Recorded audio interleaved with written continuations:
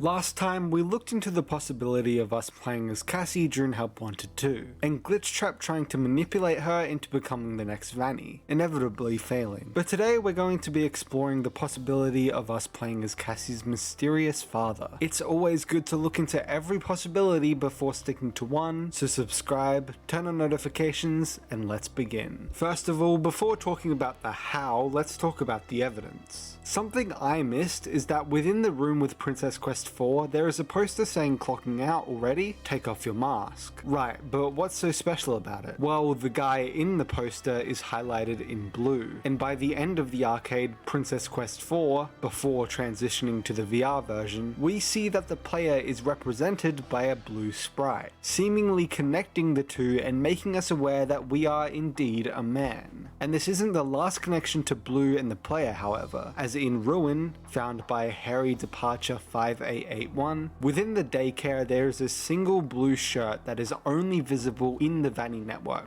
with the mask on, and we do visit the daycare attendant in Help Wanted 2, so it is possible that this is actually a memory of sorts being generated in the Vanny network, due to Cassie being in the daycare with the same mask he wore. Also within Ruin, while going through this weird tunnel from Bonnie's green room to Phaserblast, we see the Glitchtrap plushie, but it's actually now gold instead of green. The Glitchtrap code is gone from it, and the princess has defeated it. Within Help Wanted 2 itself, we find a Bonnie mask in Princess Quest 4 that states that this looks familiar, which, while also being evidence for Cassie, is also evidence for Cassie's dad being the player, Bonnie being his personal favourite animatronic. Getting the Bonnie mask also leads to the achievement called Lost Luggage, which is one of 3 different achievements with Bonnie as an icon. As Zarek on Twitter pointed out, there's also the fact that throughout the game we are collecting Phasforce characters, and that's what leads to the main ending. But why? Well, Cassie's dad used to collect the old character lunchboxes, and so is clearly a collector himself, so it would make sense that this is a hint towards who we play as. Mystic Hippo, seemingly Vanessa's messenger, since she gives clues on how to beat Glitchtrap, also asks us questions like, do you remember, and why are you here? Which, if it's Cassie, she should already know what she's doing here, due to Vanessa being with Gregory when the final events of Ruin take place. So now that we're pretty sure we play as Cassie's dad, due to the ending where Cassie gets the mask from previously us, as the mask bot has bunny ears, for this to work, the game must take place before Ruin but after Security Breach instead. Can this work? Well, like I mentioned previously, he isn't literally traveling to each location for each minigame, as the minigames aren't real and in real time. Yes, even without the Vanny mask on, and in the quote-unquote real world levels. There's Circus Baby, Ennard, and Scrap Baby who all coexist in reality, which she can't simultaneously be all 3 evolutions of herself at once. The pizza place is said to still be open despite the giant construction site in the ground in the hub. Circus Baby's entertainment and rentals must still be open due to the Bonkabon machine, etc, etc. So really, these games aren't pointing us to any specific time themselves, and instead we need to look at who is the most recent person we see. While we do give Roxy her new mask that she uses in Ruin, she's still not entirely damaged like she is in Ruin. So the most recent character we see is, like I mentioned last time, not only the ruined wind-up Music Man, but also the ruined DJ Music Man. So literally just before Ruin is the earliest that you can make this game take place, once the animatronics have actually adopted their ruined forms. This works with the minigames not being real, as he wouldn't be able to physically get in and out of the pizza place somehow due to the earthquake. So does that not immediately invalidate Cassie's dad due to the all-staff meeting before Security Breach that caused all the human employees to get replaced by staff bots? From the chefs, the tour guides, the engineers, etc. Well, last time I said yes. But there is another message within Security Breach where a random employee says this: Are you going to the staff party? I don't want to stick around after my 14-hour shift, but I don't want to get laid off if I don't show up. So it is entirely possible that Cassie's dad is the person who didn't seem to show up for the meeting, and maybe this actually leads straight to Help Wanted 2. My theory on how he ends up there is that it's possible after the staff meeting meeting, he gets put onto another job instead of being immediately fired, told to go to the old pizza place underground, and possibly being told he'd be there for a while, which is why in Ruin we see notes about a parent being gone for a while, and then he gets close enough for the mimic to then hijack his Vanny mask and turn it into the training simulation that is Help Wanted 2. A theory that surrounds Cassie's dad is that he might actually be the Bonnie mask wearer in the FNAF 4 minigames, with the Bonnie mask appearing in Help Wanted 2 being familiar to the player, much like how the Faz wrench is familiar to the player, and this would also make sense with Cassie's description of the Bonnie mask in Ruin, saying "What happened to you?" as the mask represents her father, unsure of where he's gone and what happened to him. Similarly, a Foxy mask is also the only other non-Pizzaplex mask that appears in Ruin, possibly hinting at the friendship of Michael and the Bonnie Bully. And the Foxy mask is also suspiciously before the Bonnie mask, and to its left, exactly like the Bonnie Bully was at the bite. Noticeably, when you collect the Bonnie mask, you get the Lost Luggage achievement, which seems pretty self-explanatory alongside this theory. But the one that really got me to go, oh,